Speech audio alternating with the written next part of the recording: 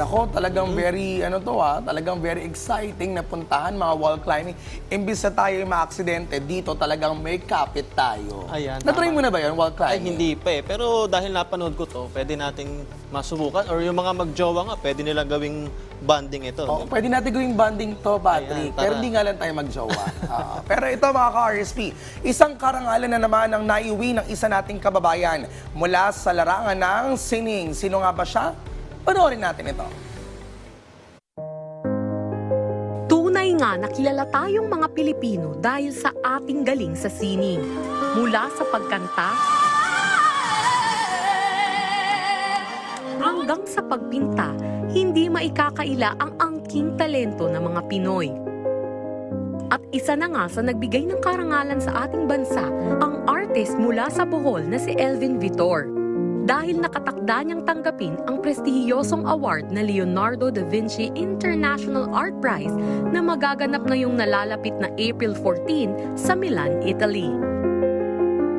Tampok sa mga obra ni Elvin ang kanyang sariling orihinalidad at pagmamahal sa sining at maging sa ating kultura.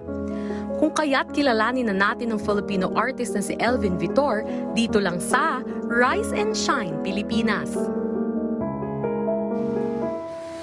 At para nga ibahagi ang kanyang obra at journey bilang visual artist, ay makakasama po natin this Tuesday morning si Elvin Vitor. Good morning and welcome sa Rise and Shine Pilipinas. Elvin, kasama po natin si Prof. V. Yes, good morning po, sir. So, Hi, Elvin. Good maraming salamat po. morning. Of course, Maraming salamat po sa opportunity po, congratulations. sir. Ayun, congratulations sa Elvin sa iyong pagkapanalo sa prestigyosong Leonardo da Vinci International Art Prize. Ano naman ang naramdaman mo nang binigyan mo ng panibagong karangalan ang ating bansa dahil sa iyong obra? Thank you so much po mga for the papuri.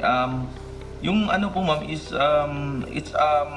it's like Leonardo da Vinci Award is like awarded to the artist that maybe to the track record of the artist siguro po ma'am, kasi yung Leonardo da Vinci Award hindi po siya competition. It's like an awarding for the artistic merit of an artist. So the curator are scouting all over the world to choose what kung sino yung pwede na ma-awardan sa kanilang Leonardo.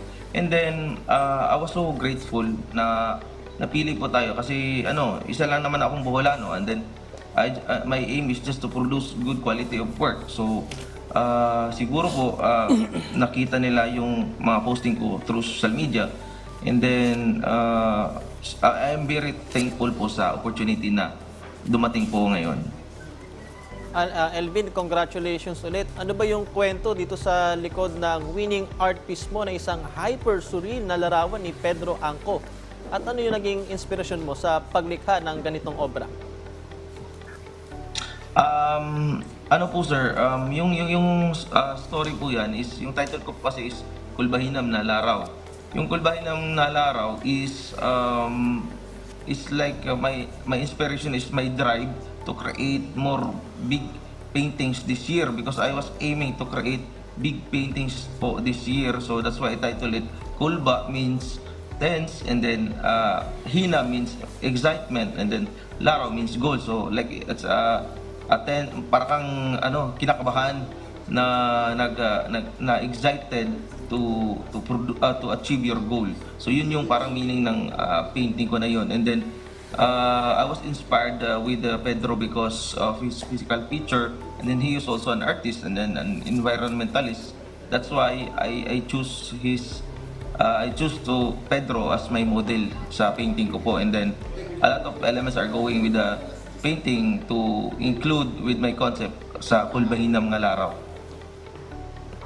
Wow. Well, we want to know also, yung obra ay magiging bahagi rin ng aklat na Contemporary Celebrity Masters Volume 2 2024.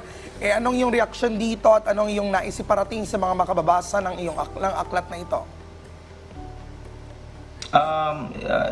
The painting will be included in Leonardo da Vinci book po. So, yung ano ko lang is, thankful lang po talaga ako sa Panginoon na meron akong opportunity na ganito, kasi as a Boholano, it's my responsibility to represent Bohol in the international audience, and then also the Filipino, I must represent in the international audience with my own identity and then my own culture, na mapansin din nila na meron ding mga artist na ganito sa Pilipinas or sa Bohol.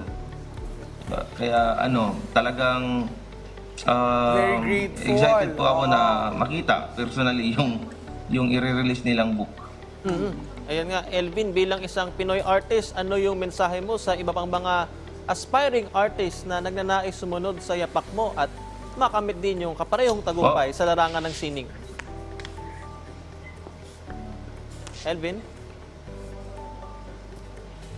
I think his line got cut off. Pero, of course, talagang very grateful tayo sa galing ng Pinoy, lalo na talaga napapakita yung galing sa larangan ng sining. Yes, tama. Elvin, ulit, ano yung Yes po, mensahe yes. mo? Ano yung mga mensahe mo sa iba pang aspiring artist na sumunod o gustong sumunod sa yapak mo at mabigyang pagkilala rin sa larangan ng sining? Yung maipapayo ko lang po sa kanila is just dream big, aim high. If you know that you have talent, so i-push mo lang, kasi I know that if that is given by God sa iyo, so possibly you are deserving to receive that kind of talent. So you must work out with your talent, you must develop, because we are just a steward here in this kind of talent. So just push more and then develop it and then enhance it, and then yun, gawa ka lang ng mga obra mo na it represents the identity as a Filipino, na na makakapag-give value ka sa yung kultura, kasi we are living in a short period of time, and then in the future years hindi malilimutan na tayo ng tao.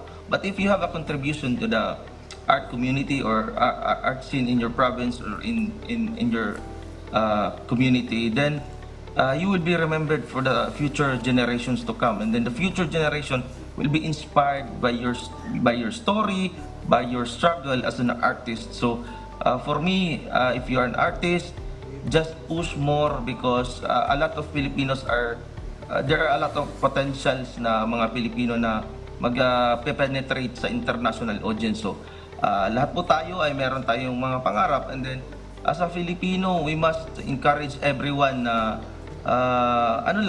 kumbaga, let's not be kanang negative na hindi natin kaya. Kasi ako, I'm just a Boholano, but I really appreciated what God gave me today, and then merong mga opportunity na ganito po. So I'm really grateful to God always. So yun po. Elvin, of course, maraming salamat sa pagbabahagi mo ng iyong journey bilang visual artist at syempre sa pagkapanalo mo sa Leonardo da Vinci International Art Prize. Kasama po natin, nakausap natin si Elvin Vitor. Again, thank you so much and congratulations, Elvin. Thank you. Thank you so much po. Yes, sir. Thank you so much. God bless. God bless po.